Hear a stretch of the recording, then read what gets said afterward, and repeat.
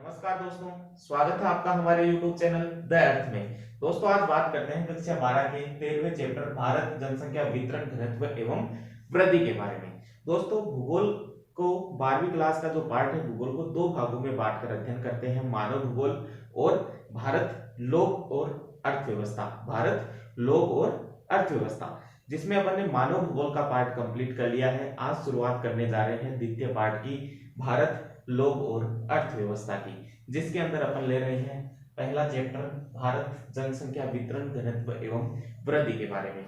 विश्व की जनसंख्या घनत्व वितरण तथा वृद्धि के संबंध में अपन ने अध्ययन पीछे की क्लासों में कर लिया था। किसी भी राष्ट्र का जो विकास है वह उसके प्राकृतिक और मानवीय संसाधनों के उचित अनुपात पर क्या करता है, निर्भर करता है। यानी किसी भी राष्ट्र का जो विकास है वहां पर प्राकृतिक और मानवीय जो संसाधन है उनके आपसी अनुपात में अगर उनकी स्थिति अनुकूल होगी तो वहां जो जनसंख्या है वह अनुकूलतम जनसंख्या की श्रेणी में आएगी। अगर संसाधनों की कमी है और जनसंख्या की वृद्धि है तो जनसंख्या अतिरेक की श्रेणी में वह आती है। मतलब कुल मिला के बात यह है कि किसी भी राष्ट्र का जो विकास है वह प्राकृतिक और मानवीय संसाधनों के ऊपर क्या करता है, निर्भर करता है। अगर बात करें भारत के क्षेत्रफल की तो भारत का जो क्षेत्रफल है वह क्षेत्रफल है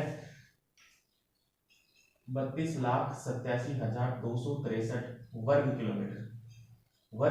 किलोमीटर। अगर भारत के क्षेत्रफल की बात करें तो भारत का क्षेत्रफल है 32,87,263 वर्ग किलोमीटर है, जो विश्व के कुल क्षेत्रफल का 2.4% है। विश्व के कुल क्षेत्रफल का कितना है, 2.4%। अब बात करें कि विश्व का 2.4% है, लेकिन यहाँ जनसंख्या कितनी निवास करती है, तो विश्व की 17.5% जो जनसंख्या है वह इस क्षेत्र में निवास कर रही है। कौन से क्षेत्र में, इस 2.4% जो क्षेत्र है उसमें 17.5% जनसंख्या विश्व की है वह निवास कर रही है। क्वेश्चन पूछ लिया जाए भारत का क्षेत्रफल कितना है तो 32,87,263 वर्ग किलोमीटर इसका क्षेत्रफल है, जो कुल क्षेत्रफल का यानी विश्व के कुल क्षेत्रफल का 2.4% है। और यहाँ जनसंख्या रहती है विश्व की 17.5% जनसंख्या निवास करती है। दोस्तों जनसंख्या की दृष्टि से बात करें तो भारत विश्व में कौन से स्थान पर है, भारत विश्व में चीन के बाद, भारत विश्व में चीन के बाद कौन से स्थान पर है, दूसरे स्थान पर है। भारत कौन से स्थान पर है, दूसरे स्थान पर है। पहले स्थान पर कौन है, चीन। अगर बात करें कि भारत की जनसंख्या कितनी है तो सन 2001 के अनुसार अगर बात करें कि भारत की जनसंख्या कितनी है तो 2001 के अनुसार भारत की जनसंख्या थी 102.8 करोड़।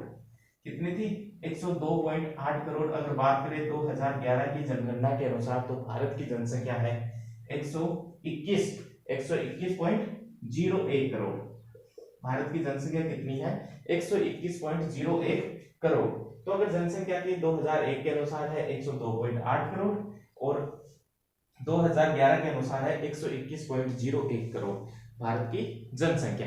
अगर बात करें जनगणना की कि अपन बात करें 2011 के अनुसार, 2001 के अनुसार, तो बात करें जनगणना के संबंध में तो दोस्तों जनगणना के संबंध में बात करें तो सबसे पहले बात करते हैं कि जनगणना भारत में कितने वर्ष पश्चात होती है। तो जनगणना होती है प्रत्येक 10 वर्ष पश्चात, प्रत्येक 10 वर्ष पश्चात है क्या की जाती है, भारत में जनगणना की जाती है। हर 10 वर्ष के बाद भारत में जनगणना, जिसे 2001 में 102.8 करोड़ जनसंख्या थी, इसके 10 वर्ष पश्चात यानी 2011 में जनसंख्या बढ़कर कितनी हो गई, 121.01 करोड़ हो गई। बात करें कि जनगणना की जो शुरुआत है वह कब हुई, जनगणना की शुरुआत की बात करें तो जनगणना की शुरुआत 1872 ईस्वी में मानी जाती है। कब मानी जाती है, 1872 ईस्वी में जनगणना की क्या हो गई थी, शुरुआत हो गई थी। लेकिन प्रथम जो जनगणना है, प्रथम जो पूर्ण जो जनगणना है वह हुई थी 1881 में, 1881 में। तो क्वेश्चन का ध्यान रखना कि जनगणना की अगर शुरुआत पूछे तो अपन को लिखना है 1872 में, और पूछ लिया जाए प्रथम पूर्ण जनगणना की कब हुई थी तो 1881 में प्रथम पूर्ण जनगणना है वह हुई थी। दोस्तों इसके बाद अपन बात करते हैं जनसंख्या के बारे में कि जनसंख्या होती क्या है, जनसंख्या क्या होती है। तो अपन ने पीछे के चैप्टर में भी बात की थी कि किसी भी निश्चित स्थान पर निश्चित समय में निवास करने वाले लोगों की संख्या को क्या कहते हैं, जनसंख्या कहते हैं। निश्चित स्थान पर निश्चित समय में निवास करने वाले लोगों की संख्या को जनसंख्या कहते हैं। जैसे मान लो उदाहरण के तौर पर देखें कि सन 2011 के अनुसार निश्चित समय हो गया 2011, कहाँ की, भारत की अपन बात करें तो निश्चित समय 2011, निश्चित स्थान क्या हो गया, भारत। लोगों की संख्या कितनी, 121.01 करोड़। तो किसी निश्चित स्थान पर निश्चित समय में निवास करने वाले लोगों की संख्या क्या कहलाती है, जनसंख्या कहलाती है। अगर एग्जाम में जनसंख्या की परिभाषा पूछे तो जनसंख्या की परिभाषा के बाद आपको उदाहरण लिखना जरूरी है। चाहे से आप कोई भी जनगणना के अनुसार लिखो, 2001 के अनुसार लिखो या 2011 के अनुसार लिखो, विथ उदाहरण आपको आंसर राइट करना है। दोस्तों इसके बाद बात करते हैं अपन जनसंख्या वितरण के बारे में कि जनसंख्या वितरण क्या होता है। तो दोस्तों भारत में जो जनसंख्या वितरण है वह अत्यंत विषमताएं देखने को उसमें मिलती है। भारत ही नहीं अपितु अगर पूरे विश्व की अपन बात करें तो पूरे विश्व में है जनसंख्या वितरण अपने आप में असमानताएं या विषमताएं लिए हुए है। क्यों? क्योंकि कई स्थानों पर तो जनसंख्या अधिक निवास करती है, कई स्थानों पर जनसंख्या कम निवास करती है, इसलिए जनसंख्या में क्या मिलती है, विषमताएं मिलती है, जनसंख्या वितरण में विषमताएं मिलती है। दोस्तों भारत की बात करें तो भारत का जनसंख्या वितरण भी क्या है, अत्यंत विषमताएं अपने आप में लिए हुए है। जहां एक और अपन देखें तो भारत के 5 राज्य मिलकर 50% जो जनसंख्या है वो वहन करते हैं। कितने राज्य, 5 राज्य। बात करें 5 राज्यों की तो सबसे बड़ा राज्य उत्तर प्रदेश, जनसंख्या की दृष्टि से पहला राज्य है भारत का। सर्वाधिक जो जनसंख्या है वह भारत में उत्तर प्रदेश में मिलती है। तो बात करते हैं उन 5 राज्यों की, जिनमें उन 5 राज्यों में भारत के पूरे राज्यों की तुलना में 50% जो जनसंख्या है इन्हीं 5 राज्यों में मिलती है। उत्तर प्रदेश, महाराष्ट्र, बिहार, पश्चिमी बंगाल तथा आंध्र प्रदेश। उत्तर प्रदेश, महाराष्ट्र, बिहार, पश्चिमी बंगाल तथा आंध्र प्रदेश ऐसे राज्य हैं जहां देश का 30% क्षेत्र, यानी इन 5 राज्यों में देश का क्षेत्रफल की बात करें तो क्षेत्र आता है 30%, लेकिन जनसंख्या कितनी है, 50%। यानी भारत के कुल क्षेत्रफल का 30% है वह 5 राज्य कवर करते हैं। कौन कौन से, उत्तर प्रदेश, महाराष्ट्र, बिहार, पश्चिमी बंगाल तथा आंध्र प्रदेश, उसमें जनसंख्या निवास करती है 50%। वहीं दूसरी ओर अपन देखें तो जो उत्तरी पूर्वी जो राज्य हैं, पूर्वोत्तर जो राज्य हैं, उन 10 राज्यों को मिला लिया जाए, असम, मेघालय, त्रिपुरा, नागालैंड, मणिपुर, अरुणाचल प्रदेश, सिक्किम, इन सभी जो उत्तरी पूर्वी जो राज्य हैं इनको मिला लिया जाए तो देश का 16% क्षेत्रफल आता है। कितना प्रतिशत क्षेत्रफल आता है, 16% क्षेत्रफल आता है। 16% क्षेत्रफल पर सिर्फ 4% जनसंख्या निवास करती है।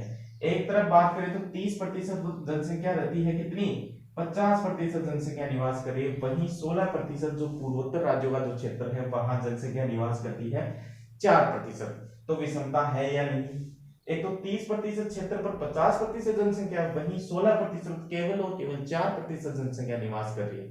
तो इस आधार पर अपन कह सकते हैं कि भारत के जनसंख्या वितरण है अत्यंत विषमताएं लिए हुए है। आगे अगर बात करें कि भारत में जो जनसंख्या का वितरण की दृष्टि से कौन कौन से क्षेत्र अग्रणीय हैं, तो भारत के 3 प्रमुख क्षेत्र है वे जनसंख्या वितरण की दृष्टि से अग्रणीय है। यानी भारत में जनसंख्या का जो वितरण है वह 3 क्षेत्रों में मुख्य रूप से देखने को मिलता है। कितने क्षेत्रों में, 3 क्षेत्रों में मुख्यतः देखने को मिलता है। पहले क्षेत्र की बात करें तो उत्तर का मैदानी भाग, उत्तर का जो मैदानी भाग है वहां जनसंख्या का दबाव अधिक मिलता है मैदानी क्षेत्र होने के कारण। तो भारत में जो जनसंख्या वितरण है उसका जो दबाव है वह 3 प्रमुख क्षेत्रों में देखने को मिलता है। पहला क्षेत्र है उत्तर का मैदानी भाग, दूसरा बड़ा क्षेत्र है दक्षिण का पठार, दूसरा जो बड़ा क्षेत्र है वह है दक्षिण का पठार, तथा तीसरा बड़ा क्षेत्र है समुद्री तटीय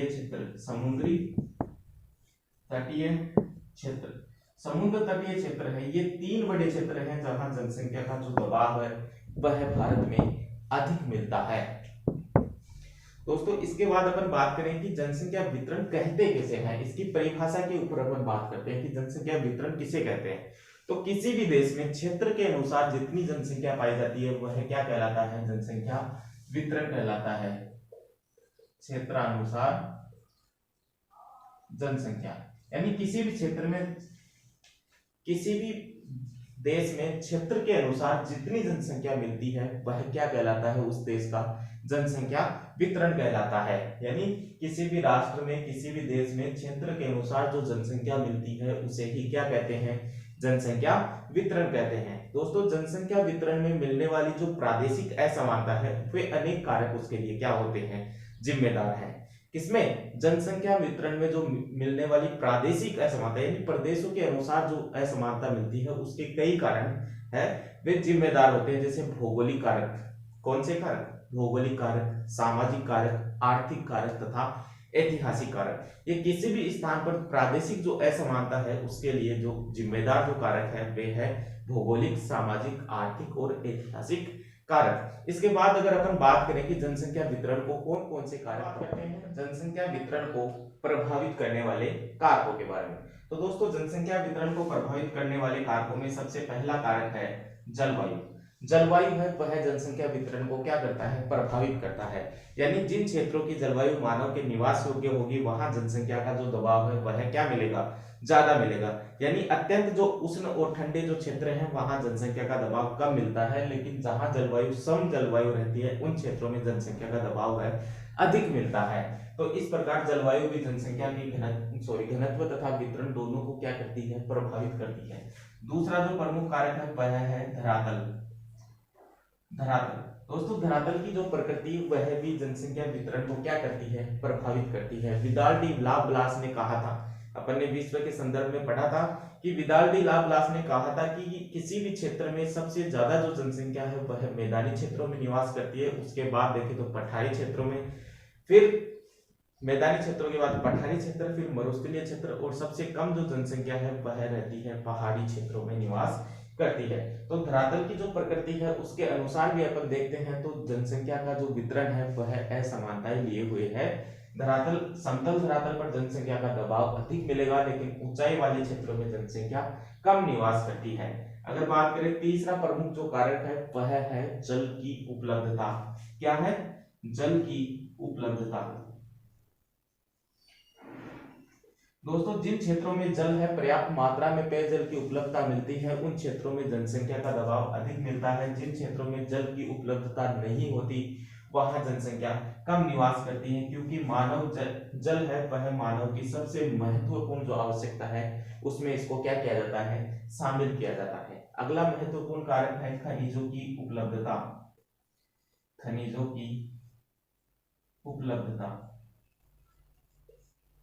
दोस्तों खनिजों की उपलब्धता भी जनसंख्या वितरण को क्या करती है, प्रभावित करती है। जो खनन क्षेत्र होते हैं वहां जनसंख्या का दबाव अधिक मिलता है। क्यों, क्योंकि खनन क्षेत्रों में उनको पर्याप्त मात्रा में रोजगार मिल जाता है, जिससे उनकी आर्थिक जो स्थिति है वह ठीक हो जाती है, मजबूत हो जाती है। तो इन क्षेत्रों में रोजगार सबसे प्रमुख कारण है कि इन क्षेत्रों में जनसंख्या का दबाव अधिक मिलता है। अगला जो कारण है वह है परिवहन की सुविधा। परिवहन की सुविधा, परिवहन की सुविधा भी एक आकर्षक कारक होता है जनसंख्या वितरण को प्रभावित करने का। जिन क्षेत्रों में परिवहन सुविधा का विकास उच्च स्तर पर हुआ है वहां जनसंख्या का केंद्रीकरण या दबाव है वह क्या हुआ है, अधिक हुआ है। अगर आगे बात करें कि अगला जो प्रमुख कारक है वह है सामाजिक व सांस्कृतिक कारक। सामाजिक व सांस्कृतिक कारक, सामाजिक जो रीति रिवाज है उसको और सांस्कृतिक जो गतिविधियां हैं मानव को अपनी तरफ खींचने के लिए क्या करती है, मजबूर करती है। तो इस प्रकार सामाजिक और सांस्कृतिक कारकों से भी जनसंख्या वितरण को प्रभावित करने वाले प्रमुख कारकों की श्रेणी में रखा जाता है। अगला कारक है राजनीतिक कारक। अगला कारक है राजनीतिक कारक। दोस्तों किसी भी क्षेत्र की जो राजनीतिक जो परिस्थितियां है वह जनता के अनुरूप हो, वहां के नियम और कानून और कायदे जनता के अनुरूप हो, तो वहां लोगों का जो जमावड़ा है वह क्या होता है, ज्यादा होता है। किसी क्षेत्र में युद्ध की परिस्थितियां, अशांति की परिस्थितियां हो तो उन क्षेत्रों में जो राजनीतिक जो परिस्थितियां हैं वो उनके अकॉर्डिंग नहीं होती, तो वहां जनसंख्या का दबाव कम मिलता है। तो इस प्रकार जनसंख्या को प्रभावित करने वाले कारक हैं जिनमें जलवायु, धरातल, जल की उपलब्धता, खनिजों की उपलब्धता, परिवहन की सुविधा, सामाजिक सांस्कृतिक कारक और राजनीतिक कारक अपनी अपनी क्या निभाते हैं, भूमिका निभाते हैं। तो दोस्तों ये अपना जनसंख्या वितरण आज का टॉपिक कंप्लीट होता है। कल बात करेंगे जनसंख्या घनत्व के संबंध में। तो दोस्तों अगर आपको हमारा वीडियो पसंद आए तो ज्यादा से ज्यादा लाइक, शेयर तथा सब्सक्राइब जरूर करें। धन्यवाद। जय हिंद, जय भारत।